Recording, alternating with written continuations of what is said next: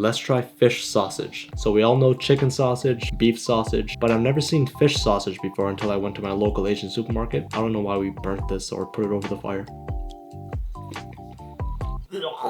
Ew, what is this? What's rubber? What's the funny?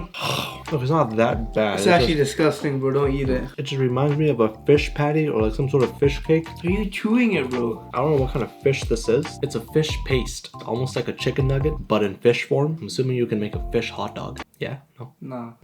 Bro, it actually tastes bad. Why you keep on eating? You don't convince yourself. I think it's better cold, like not cooked. I ain't eating again. Relax. Oh, Chill.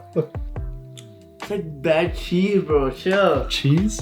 What would you rate this out of 10? Nothing. It has to be a number. What's the number? Like 0, bro, obviously. There's some flavor to it though, right? Yeah, you're crazy. Maybe a 2.1 out of 10. It's a weird fish flavor. It's not really fish. It's really artificial. It's almost like a seaweed cracker meets fish ocean taste. If you guys actually eat this, let me know how or why you eat it. I don't think I'm gonna buy this again.